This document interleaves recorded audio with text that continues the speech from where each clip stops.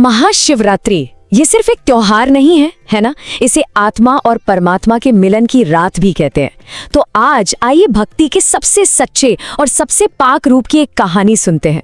ये कहानी हमें सिखाएगी कि जब दुनिया हमसे सब कुछ छीन लेती है, तब भी हमारे पास देने के लिए सबसे कीमती चीज क्या होती है।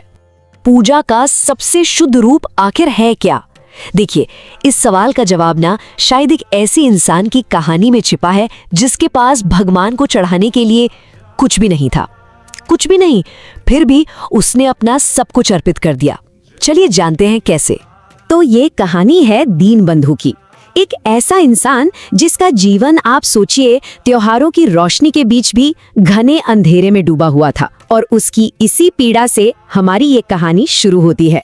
कहानी की शुरुआत ही दीनबंधु की इस दर्द भरी आवाज से होती है। ये सिर्फ एक सवाल नहीं है, ये एक चीख है, एक ऐसी पुकार जो हमें सीधा उसकी पीड़ा की गहराई में ले जाती है। हमें एहसास दिलाती है कि वो कितना बेबस था। और विडंबना देखिए, उसका नाम था दीनबंधु, मतलब दीनों का, गरीबों का दोस्त। लेकिन हकीकत ये थी कि उसका कोई दोस्त नहीं था। वो बिल्कुल असहाय था और एकदम अकेला। उसकी जिंदगी रोज के अपमान से भरी हुई थी। कभी त्योहारों में खाना मांगने पर उसे भगा दिया जाता था, तो कभी गांव के मुखिया का बेटा उसे डंडे से पीटता था। एक बार तो एक पुजारी ने उसे अपवित्र कहकर मंदिर से ही बाहर निकाल दिया, और जब वो काम मांगने की कोशिश करता तो लोग उसे चोर समझकर तुत्कार देते थे। तो अब कहानी पहुंचती है महाशिवरात्रि के दिन। एक तरफ जहां पूरा गांव खुशियां मना रहा था, वहीं दूसरी तरफ दीनबंधु का दर्द और भी गहरा होता जा रहा था। उसके पास भगवान को चढ़ाने के लिए सच में कुछ भी नहीं था, ना फूल, ना दूध, ना ही बेलपत्र। अब ऐसे में कोई भक्त बिना किसी चढ़ावे के अपने भगवान की पूजा करे तो करे कैसे? और यहीं से दीनबंधु का असली सफर शुरू होता है। उसे ये एहसास होता है कि दुनिया की नजर में भले ही उसके हाथ खाली हैं, पर फिर वो एक फैसला करता है। वो तय करता है कि उसका दर्द, उसकी पीड़ा, उसका टूटा हुआ दिल, वही उसका चढ़ावा होगा, और चाहे कुछ भी हो जाए वो मंदिर जरूर जाएगा। जरा उस मंजर की कल्पना कीजिए। पूरा मंदिर रोशनी और मंत्रों की आवाज से गूंज रहा है, और उसी मंदिर के एक कोने में सारी भीड़ से दूर दीनबंधु चुपचाप अकेला अपने भक्ति में डूबा है। ऐसी जगह जहां किसी की नजर भी उस पर नहीं पड़ रही। और बस यही वो पल था, उसका वो सच्चा दुख, बिना किसी दिखावे का दर्द, वही उसकी पूजा बन गया। उसके आंसू मानो शिवलिंग का अभिषेक कर रहे थे, और उसकी सिसकियां उसके मंत्र बन चुकी थीं। और अब कहानी हमें इस मंदिर से बहुत दूर सीधा कैलाश पर्वत पर ले चलती है, क्योंकि दीनबंधु की सच्ची पुकार वहां तक पहुंच चुकी थी। वहां कैलाश पर माता पार्वती ये सब देख रही थीं। दीनबंधु की हालत देखकर उनका मन करुणा से भर गया, और उन्होंने भगवान शिव से पूछा कि क्या आपके इतने सच्चे भक्त को इतना कष्ट सहना चाहिए? उनका यही सवाल कहानी में एक दिव्य मोड़ ले आता है। इस पर भगवान शिव जवाब देते हैं, उसका दिल बिल्कुल सोने जैसा शुद्ध है। इतनी तकलीफों के बाद भी उसने अपना विश्वास नहीं खोया। यही तो सच्ची भक्ति है।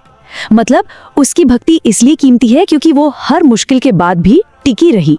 और तभी अचानक मंदिर में एक दिव्य प्रकाश फैल जाता है। एक ऐसी अलौकिक शांति छा जाती है कि सारे मंत्रोच्चार थम जाते हैं। हवा भी जैसे रुक सी जाती है। मंदिर में मौजूद हर इंसान उस दिव्यता को महसूस कर रहा था। और जब दीनबंधु अपनी आंखें खोलता है तो उसके सामने स्वयं भगवान शिव और माता पार्वती खड़े थे। उनके चेहरों पर गुस्सा नहीं, बल्कि दीनबंधु के लिए अपार करुणा और प्रेम था। एक ऐसा भाव जो उसने अपनी पूरी जिंदगी में कभी महसूस नहीं किया था। तो अब कहानी अपने आखिरी हिस्से में पहुंच चुकी है। आइए देखते हैं कि इस दिव्य दर्शन ने दीनबंधु की जिंदगी को हमेशा के लिए कैसे बदल दिया।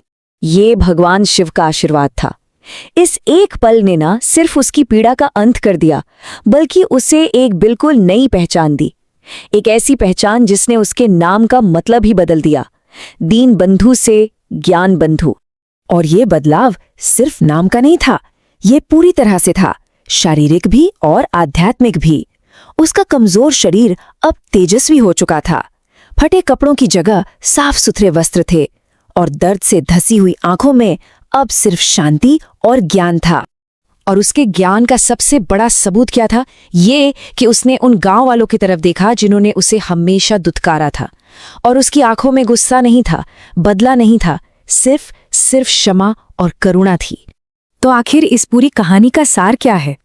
यही कि सच्ची भक्ति के लिए किसी धन दौलत या दिखावे की जरूरत नहीं होती।